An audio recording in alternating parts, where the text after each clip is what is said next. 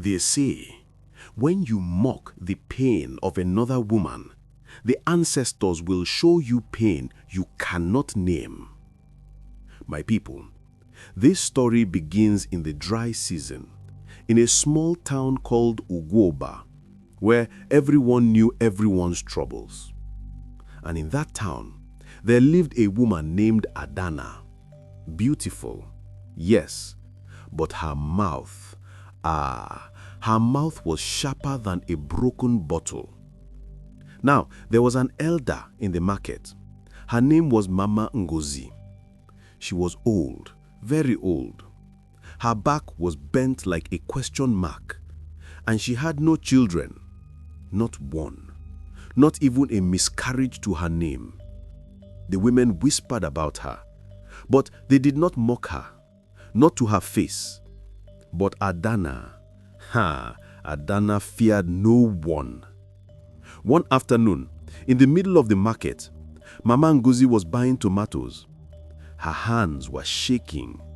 The trader was patient with her, but Adanna laughed, loud like a hyena. "Mama Ngozi," she shouted, "why are you buying tomatoes? Who will you cook for? Your womb is as dry as Harmattan wind, so why pretend?" The market went silent. Even the goats stopped bleating. Mama Ngozi turned slowly and looked at Adanna. And when their eyes met, my people, the air became cold. Mama Ngozi did not shout. She did not curse in anger. No, she smiled. A smile that did not reach her eyes. She walked closer to Adanna, so close that Adanna could smell the bitterness on her breath. "Adanna," she said softly, "you think because you have 3 children, you are better than me?" Adanna laughed again, but this time the laugh was shaky. Mama Ngozi raised one bony finger and pointed it at Adanna's belly. "You will carry," she whispered. "You will carry, but you will not deliver. What grows inside you will not be yours to name. And when it comes out, the whole world will know that some wombs are cursed by their own mouths." The words hung in the air like smoke. Adanna laughed it off. She waved her hand and walked away. But the other women, they did not laugh. They knew. When Mama Ngozi spoke, her words did not fall to the ground. They entered the body and waited. 2 months later, Adanna missed her period. She told her husband, Obina. He was happy. She was happy. After all, what was one more child? She already had 3. This one would be easy. But from the very first week, something was wrong. Adanna's belly swelled fast, too fast. By the 3rd month, she looked like she was ready to give birth. The women at the church noticed. They whispered. "Twins," they said, "maybe even triplets." But Adanna felt no kicks, no movement, just heaviness, a weight that pressed down on her spine like a bag of cement. At night, she would wake up sweating. Her husband would ask, "Are you well?" And she would nod, but inside she was afraid. One night, as she lay in bed, she felt something. Not a kick, not a flutter, a slither. Slow, deliberate, like a rope being pulled across the inside of her belly. She screamed. Obina woke up. "What is it?" he shouted. But Adanna could not speak. She only held her belly and wept.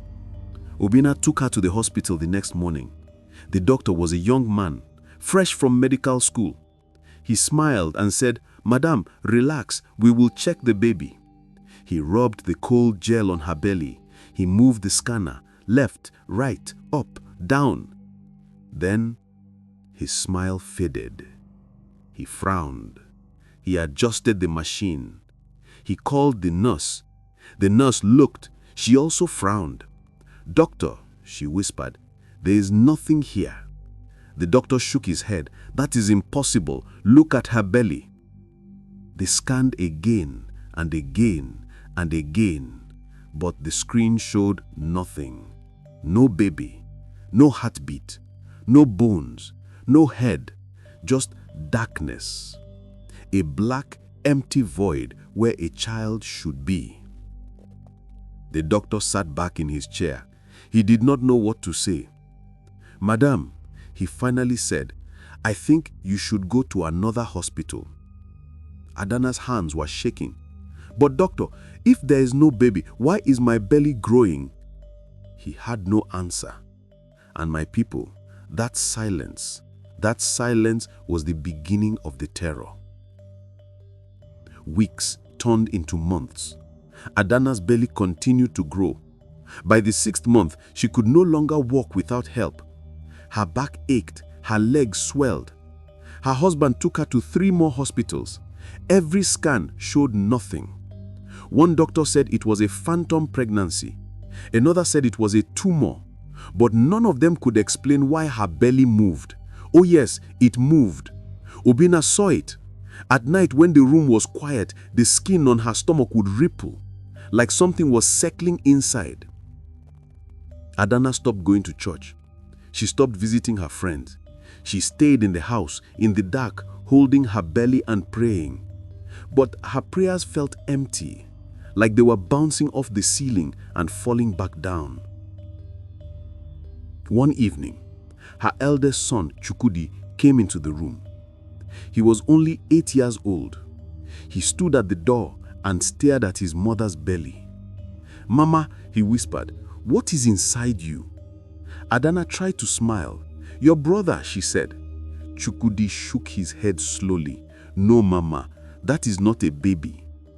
And then he ran. That night, Adanna could not sleep. Her belly was so heavy, so tight. She lay on her side, breathing slowly. Obinna was snoring beside her. The house was silent. And then she heard it. A voice, soft, slithering, coming from inside her belly. "Adanna," it whispered. Her eyes flew open. Her heart was pounding. "Adanna, do you remember?" She sat up, slowly, her hands gripping the bed. Who is there?" she whispered. The voice laughed, a low, hissing laugh. "You mocked the barren. Now you carry the curse." Adanna began to cry. She shook Obinna awake. "I heard it. I heard something inside me."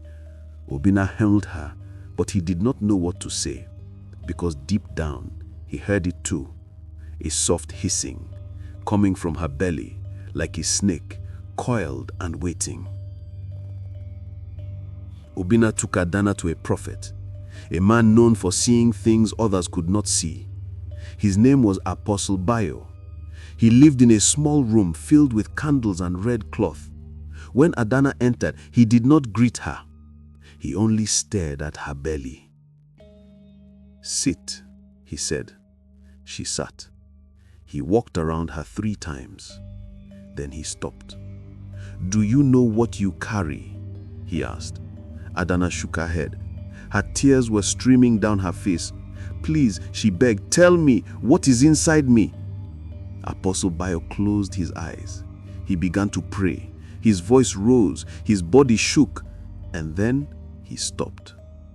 He opened his eyes, and my people, the look on his face was pure fear. "What you carry," he said slowly, "is not of this world.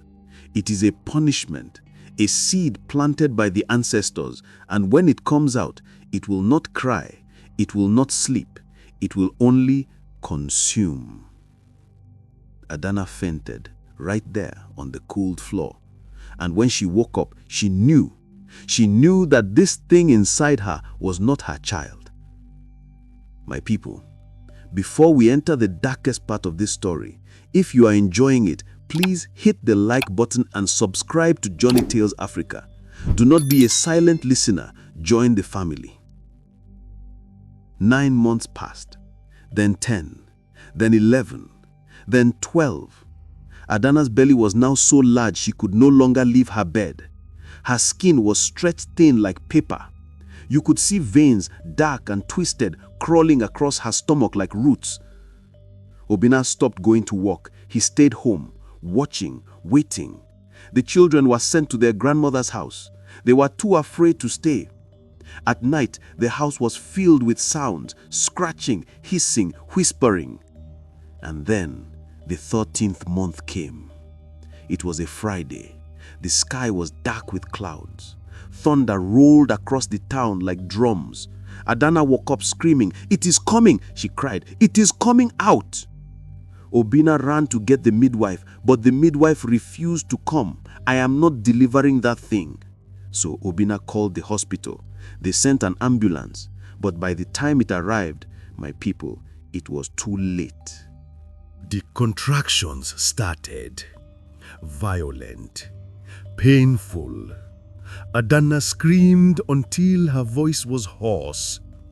Her body twisted on the bed like she was being torn apart from the inside. The rain pounded on the roof. Lightning flashed through the windows. "Push!" Obina shouted. But Adanna could not push. Whatever was inside her was forcing its way out. She felt it moving, slowly, deliberately, up her spine, across her ribs, toward her throat. "Obina," she gasped, "it is not coming out the right way." And then she felt it, a pressure, a bulge, moving up her chest. Her throat began to swell. She could not breathe. She clawed at her neck.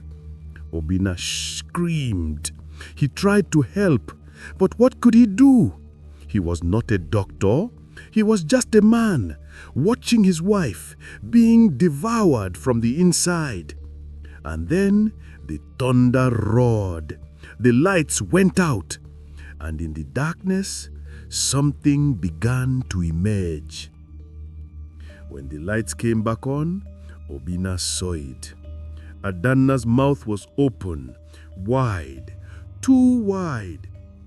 Her jaw had unhinged like a snake's, and coming out of her throat, slowly, was a head. But it was not a baby's head. No, it was smooth, shiny, scaled, the color of wet mud. 2 yellow eyes blinked. A forked tongue flicked out, tasting the air. Obina stumbled backward. He hit the wall. He could not move. He could not scream. The thing kept coming, longer, thicker. Its body slid out of Adanna's mouth like oil, coil after coil. It dropped onto the bed, and it kept coming. 5 feet, 6 feet, 7 feet, and then it stopped. Adanna's body went limp. Her eyes were open, but empty. The thing on the bed, the python, lifted its head. It looked at Obina, and my people, it smiled. Not with a mouth, but with its eyes. A knowing, a hunger. Obina wanted to run, but his legs would not move. The python coiled its body. It raised its head higher, and then it spoke. Yes, it spoke. "Obina," it hissed. Its voice was like wind through dry leaves. "I am the child your wife mocked. I am the womb she insulted. I am the curse made flesh." It slithered closer. Obina pressed himself against the wall. "Please," he begged. "Please, leave us alone." The python tilted its head. "Leave?" it hissed.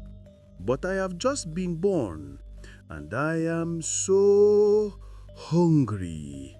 And then it lunged. Obina threw himself to the side.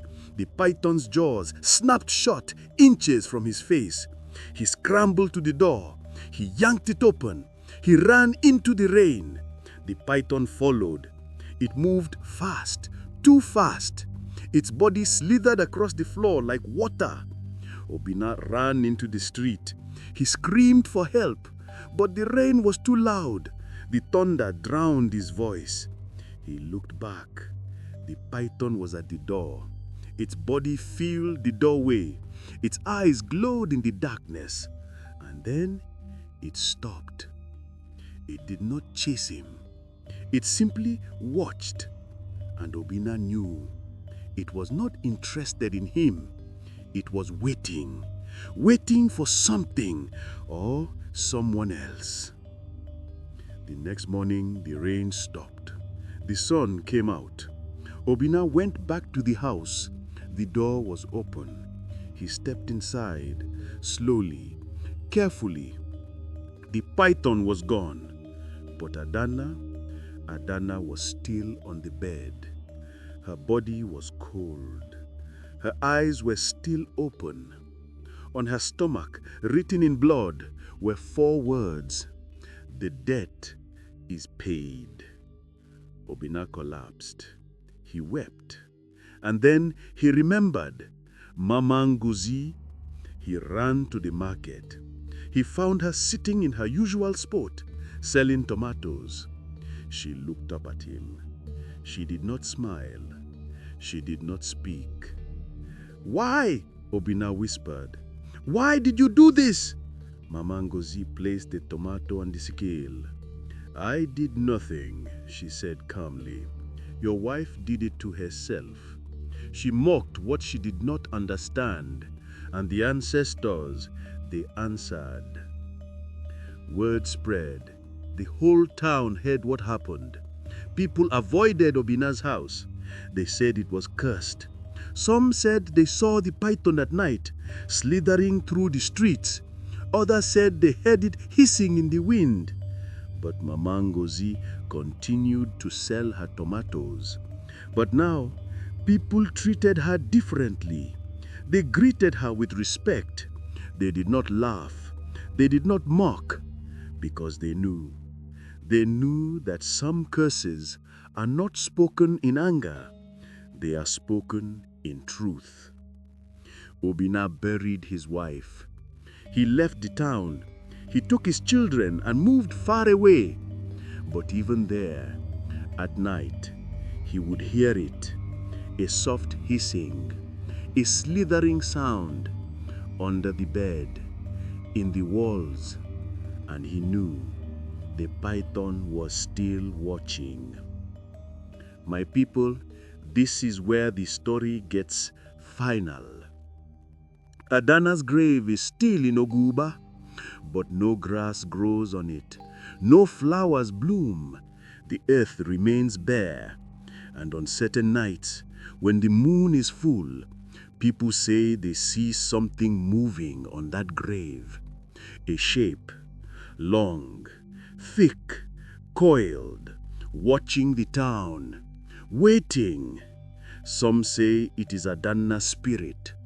Others say it is the python still guarding the curse. But the wise ones say it is a warning.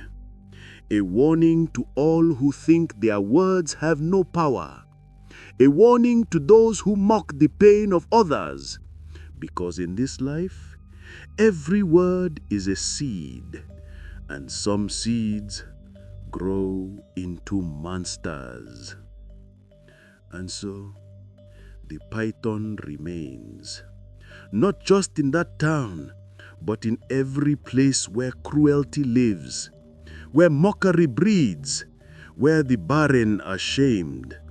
It waits, it listens, and when the time is right, it is born. And there, the story rests. My people, you have ears. I hope you have heard. You have eyes. I hope you have seen. Let the fate of Adanna be a lesson to us all, because the spirits do not forget, and the night, it does not forgive.